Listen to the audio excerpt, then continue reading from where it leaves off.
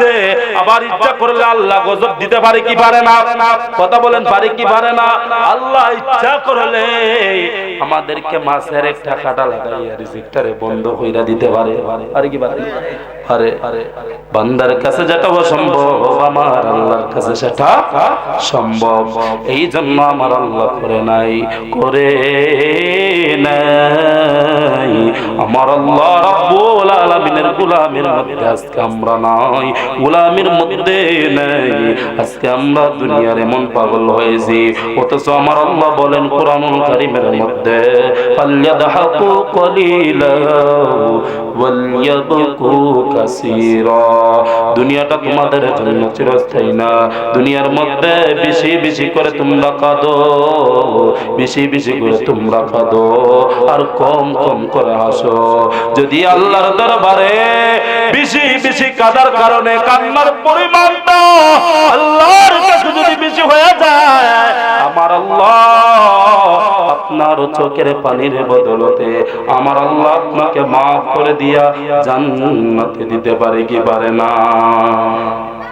এই জন্য দুনিয়ার মধ্যে তো আমরা আল্লাহর ভয় একটু করি না। এরা নবীর উম্মতের দল, আল্লাহ রাব্বুল আলামিন যেদিন দুনিয়ার মধ্যে কোনো মানুষ থাকবে না, কোনো পশু পাখি থাকবে না, এখন তো মালাকুল মাউত আমাদের রূহ কবজ করে। এক পর্যায়ে রূহ কবজ করতে করতে যখন দুনিয়াতে কোনো মানুষ থাকবে না, কোনো পশু পাখি থাকবে না, কোনো ফেরেশতা থাকবে না, আমার আল্লাহ রাব্বুল আলামিন সেই দিন একটাই থাকবে, একটা ফেরেশতা থাকবে, যিনি হলো মালাকুল মাউত। যিনি হলো মালাকুল মাউত আল্লাহর হুকুমে বান্দার রূহ কবজ করে, আল্লাহর হুকুমে বান্দার রূহ কবজ করে। হে নবীর উম্মতের দল, হে আমার হযরতে আজরাইল আলাইহিস সালাতু ওয়াস সালাম তিনি কেমন মালাকুল মাউত, তিনি কেমন মালাকুল মাউত রে বাবা। আল্লাহর হুকুমে বান্দার রূহ কবজ করে।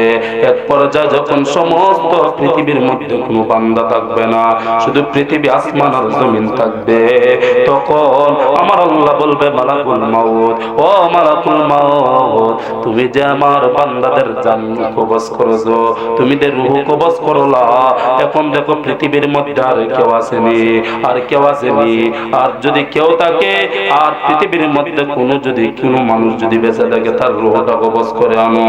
আজরাইল বলল, আল্লাহ পৃথিবীর মধ্যে আর কোনো মানুষ নাই, পৃথিবীর মধ্যে আমার কোনো মানুষ নাই, একমাত্র আমি আজরাইল আলাইহিস সালাম ছাড়া আর কেউ নাই।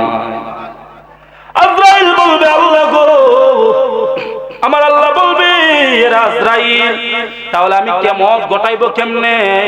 কারণ তুমি তো বেঁচে আছো, এবার তোমার রূহটারে তুমি নিজে কবজ করো। মালাকুল মাউত ডাক দিয়া বলবে, আল্লাহ এটা কিভাবে সম্ভব? আল্লাহ গো, আল্লাহ গো, আমার জান আমি কবজ করতে পারবো না, কারণ রূহ কবজ করা যে কত কষ্ট, কত কষ্ট, কত কষ্ট। আল্লাহ আমার জান কবজ করতে পারবো না। আল্লাহ আমি হুকুম করছি তোমার জান তুমি নিজে কবজ করো, কারণ শত শত হাজার হাজার লক্ষ কোটি কোটি বান্দাদের রূহ তুমি কবজ করছো, আর এখন তোমার জান তুমি কবজ করো। আল্লাহর হুকুমে, আল্লাহর হুকুমে যখন মালাকুল মাউতের জান নিজে কবজ করবে, তখন এত বড় চিৎকার দেবে, এত বড় চিৎকার দেবে রে বাবা, এত বড় চিৎকার দিবে, এত ভয়ঙ্কর চিৎকার দিবে।